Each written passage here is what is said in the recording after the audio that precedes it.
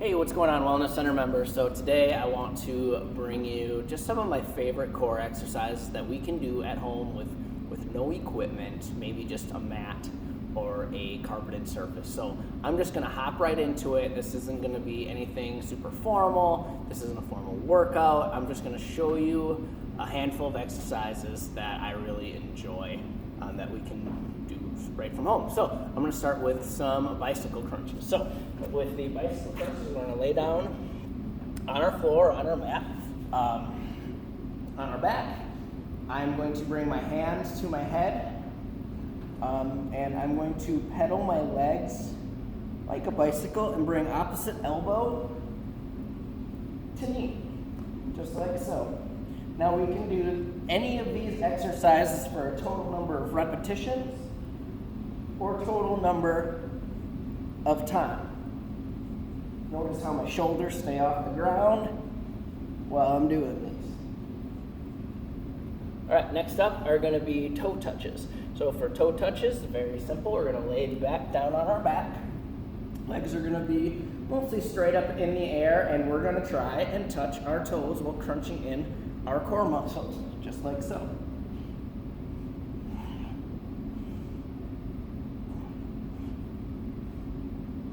One thing that we can do to mix it up a little bit is maybe go right hand to left foot, left hand to right foot, and alternate each time. Or we can go straight up with both hands. Shoulders need to come off the ground. Next up is going to be an exercise that's a little bit more challenging. I call them in and outs. So the modified version of in and outs are going to be hands right back behind us. We are leaning our torso back a little bit, and we're bringing our knees into our chest, crunching up like so. So we can do these with our hands planted, or we can do them with no hands, if you want to challenge yourself a little bit more. Next up are going to be oblique crunches, another one that's a little bit more challenging. With the oblique crunches, I'm gonna sit on one side here. I'm laying on my left side, bringing my right hand to my head. My feet are together and my knees are gonna come up to my chest, and I'm crunching, focusing that crunch on these side core muscles right here.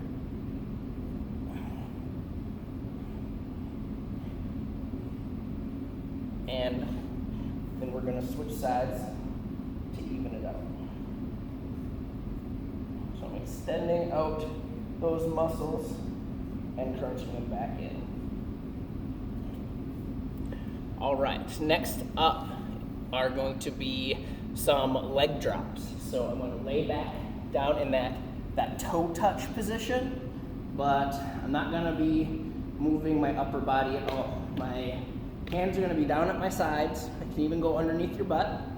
My lower back, and this is very important, my lower back stays flat to the ground to my mat. We do not want any sort of arch in that lower back region. I'm going to drop them down and back up. Drop them down, back up. And we can bring our heels all the way to the ground. We can bring them 6 inches, a foot from the ground, just as long as that low back stays nice and flat. All right, the next exercise has kind of a goofy name. I call them penguins. What I'm gonna do for these is lay down on my back. My legs are going to be flexed at the knee. My heels are just a few inches away from my butt here, and I have the flexibility to touch my heels right here.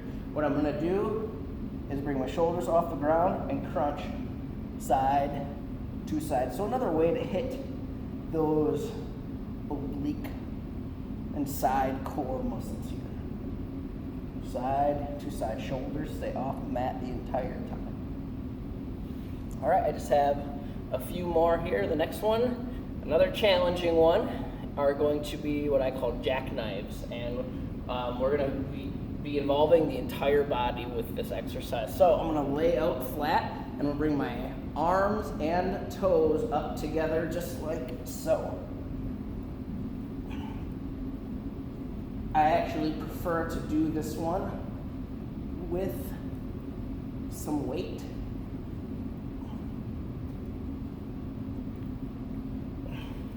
But we can also do them with no weight at all. So we can do those jackknives.